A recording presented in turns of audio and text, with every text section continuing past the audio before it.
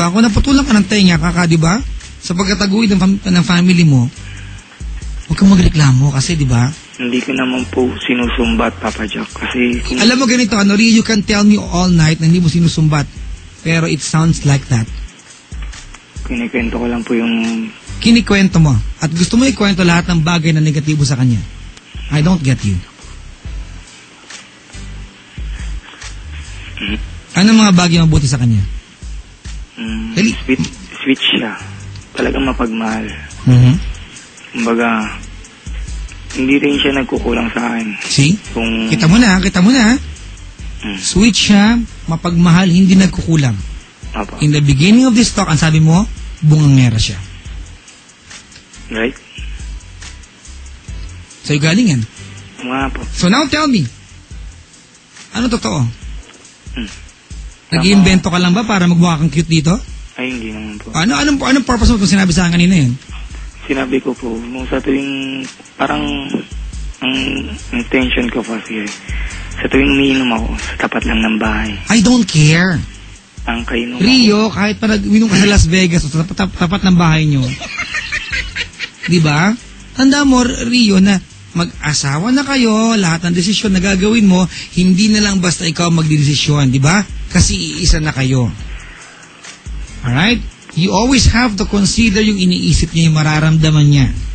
Hindi po pwedeng ikaw ang nagdesisyon, mag-isa ka lang. So, parang kasi, saglit lang po. Imagine mo ang pinagtatalo natin dito sa puntong ito, di ba, ay kung bakit niya binubungangaan pag umiinom ka.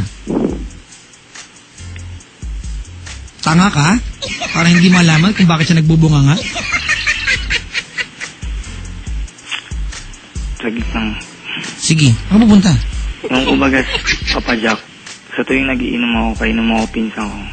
Sa tuwing matutulog na lang ako, parang pinag-iisipan niya ako ng masama. Sa tuwing, alam niya naman na sinuturo ko pa kung sino kainom ako, mga pinsan ko. Kasi dito lang rin sa bakuran namin kami nagiinom. Despite kailangan ganun, mag-iisip ka pa ng masama sa akin. Tinuro, alam mo naman kung sino kainuman ko. Rio, anong gusto marinig sa akin? Gusto mo marinig na, tama, Rio, mali siya. Dapat lang uminom kayo. Ba gusto mo marinig? Hindi naman po. Ano gusto marinig sa akin? Sinasabi ko lang din. Bakit mo sinasabi? Ano gusto mo marinig?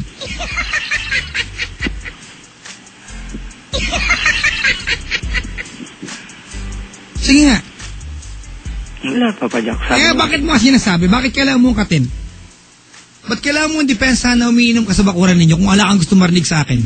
Are you wasting my time? Ay, hindi naman. Kinikwento ko lang po yung totoong nangyari. So, bakit mo ang kinikwento? Ganito, Rio, patawarin mo ako kung sumisigaw ako at kung galit ako. Alright? Yes. Pero, kung i-replay ko itong buong usapan natin, and I am going to paint a picture of your wife, base sa mga kinuwento mo sa akin, anong klaseng babae siya sa paningin ko? Diba ang sama-sama? Tama, mali? Hindi naman po. Come on! Sa mga sinabi mo sa akin, if I'm going to paint a picture of your wife, meron bang mabuti akong gagawin o ipipinta tungkol sa kanya? Maliban ng tinanong ko na mabuti sa kanya? Sabihin mo nga sa akin, did you at any point mention kung meron siyang magandang katangian? Sagot!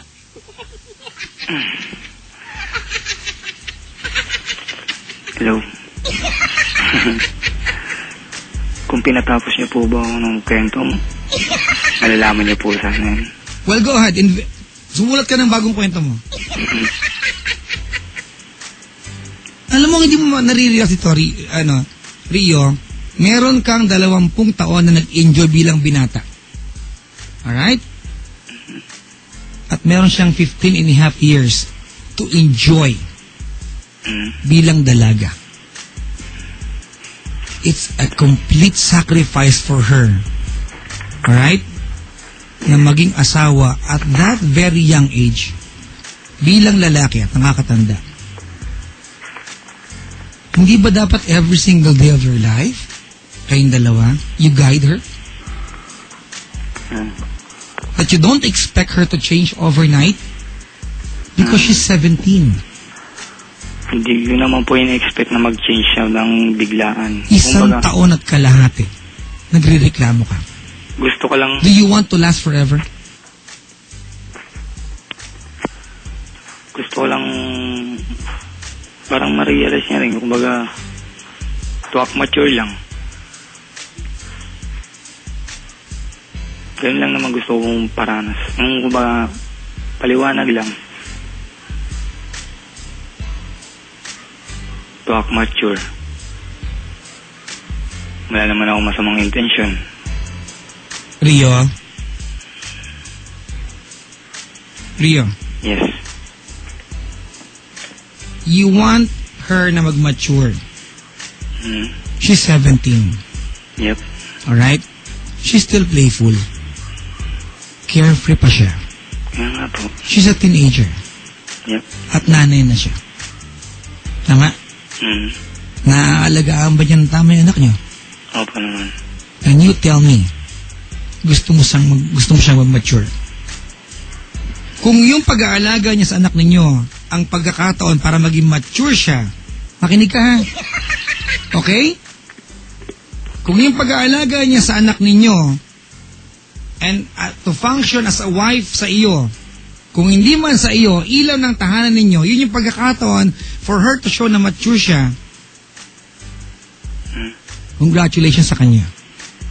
Now, kung yung pagkakataon na binubungangaan ka niya dahil umiinom ka is a sign para sa'yo na immature siya, let it be. Dahil 17 siya.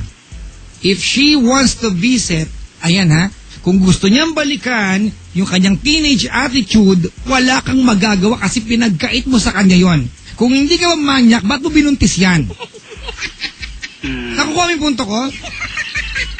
Hindi mo siya pwedeng pilitin to act as if she's 22 because she's 17.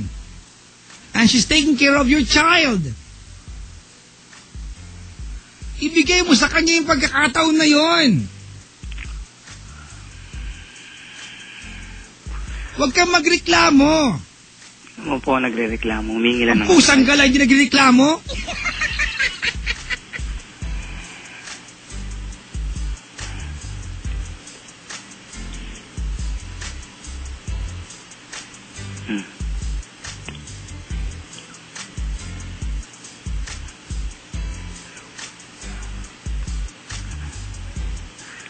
Hello.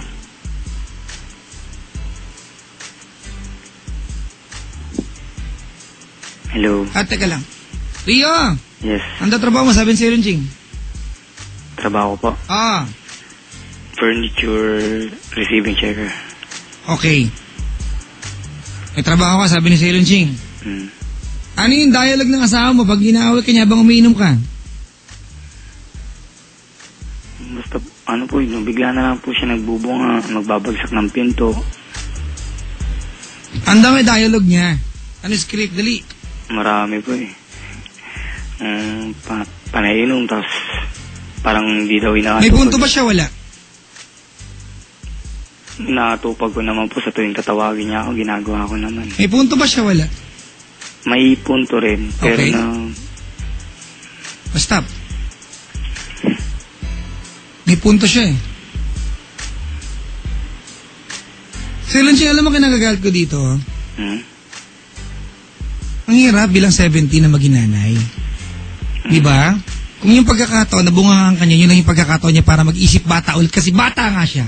Bigyan mo sa kanya. You don't expect her to act as if she's 22. Rio. Kasi nga 17 nga siya eh. Paano naman tayong gago dito eh? Makaintindi eh.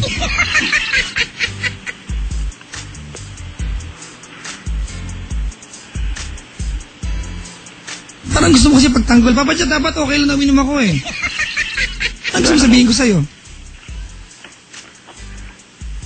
Rio, second call mo sa akin to, ha? Yep. Kamusta unang tawag natin? Kamusta unang tawag? Nag-aaway tayo, di ba? Ay, hindi po. Hindi. Kasi nung time na nung kwento po yun, hindi niya po ako pinagsumpa kasi naging kami naman kinabukasan. Ngayon, kayo na. Yep. Nakakalungkot mga kaibigan. Nakakita ng maganda babae. Kahit away-awayin ka niya. Hindi mo awayin niya. Hindi ko naman po inaaway. Teka lang, sinasabi ako. Kasi you just wanna submit. Di ba? Ganun tayo, di ba? Pero pag, di ba? Pag nadagdagan ng obligasyon, yung samahan ninyo, mayabang ka na. When was the last time, Rio, na pinaramdam mo sa kanya siyang pinakamaganda babae sa paningin mo? Halos araw-araw naman po. Naramdaman ba niya yun? Hindi ko lang po sa alam That's sa the kanya. point. It doesn't matter kung ano pinaparamdam mo. Ang importante kung nararamdaman niya yung pinaparamdam mo. Ayaw ko naman po tanongin. Kasi You have to ask. Mag-partners kayo. Anong gusto mo? Mag-sign language kayo? siguro kapag bigla na lang siya napapayakap. Almost today, lagi kami magkaaway. Di ko rin po alam kung bakit. Ayoko naman tanungin. Ayoko siya nang tinatanong. Kung ayaw niya So bakit ka ba tumawag sa akin? Ayaw mo siyang tanungin. Feeling mo kaya kong sagutin yung mga tanong mo. Bakit asawa mo ako?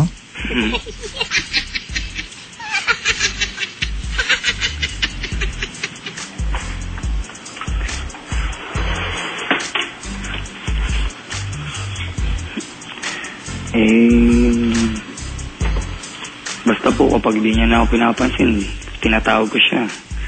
Ayaw niya na lang din na akong pansin. Tapos hintayin ko na lang siyang tumagtanong sa akin. Tinatanong ko naman siya kung anong problema. Malapit na akong bumigay sa'yo, kapatid. Nakakabakla kang kausap.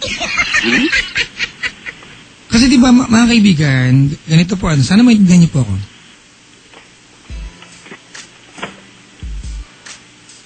Yung relasyon yung dalawa, kung base sa kwento mo, di ba, gagawin ko na eksena, ipapocketbook ko yan, parang impyerno dating, mali. Ganun yung di ba, away araw-araw, ganun yung impression na nakukuha ko Parang away araw-araw, impyerno, mali. Ganun yung magkakakwento mo Tapos, sa kabuuan ng impyernong buhay ninyo, maldita yung asawa mo. Yun yung binigay mo sa aking impression. Alright? Ang malungkot na part dito, hindi ako naniniwala sa'yo sa kwento mo kasi ang lumalabas sa lahat ng away nyo, siya may kasalanan na ikaw yung biktima. Hindi naman kasi utang na loob ng asawa mo na naghahanap buhay ka kasi obligasyon talaga yun. Obligasyon yun Hindi ko na maupusa. It's okay for her to appreciate you pero diba para maging utang na loob niya sa'yo yun, hindi niya utang na loob sa'yo yun kasi nga mag-asawa kayo, obligasyon mo yun.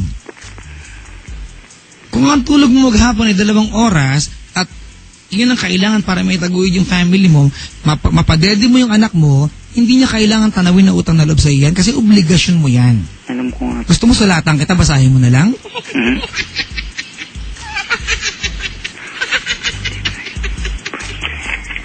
Anong bad trip? Bubulong ka dyan Sabi niya, bad trip. Hindi naman. Ano sabi mo? Champion ng DJ na doon. Alam ko naman po kung bakit ako nagtatrabaho. Dahil sa anak ko.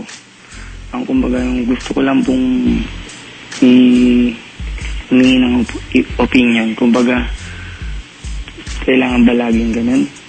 Yung kung ano yung inaasta niya. Dapat po ba laging ganun? Yung inaasta niya, kailangan ba akong mag-adjust sa tuwing hindi niya ako... Sagutin mo dali. Kailangan ka mag-adjust? Sa kanya? Sagutin mo dali. Kasi po, lagi niya pong pinapakitang ganun. Sa tuwing nagagalit siya, hindi niya ako papansinin. Galit nga Saan nakakita ng galit, papansinin ka? Na tayo. 22 ka na rin 17 siya Ito na yung pagkakaiba. Nakikita mo ba? Galit nga Ba't ka papansinin? Sabi ni Silon, babaan na kitang telepono. Huwag, Silon. Kailangan niya ng tulong. Buti na lang, wala na yung buto na Silon sa labas. Mahal mo ba siya? Mahal po. Kung itong bungangang ginagawa niya sa'yo ay nangyari nung mga 1 linggo kayo bilang magkasintahan, magreklamo ka ba? Frankly, yes.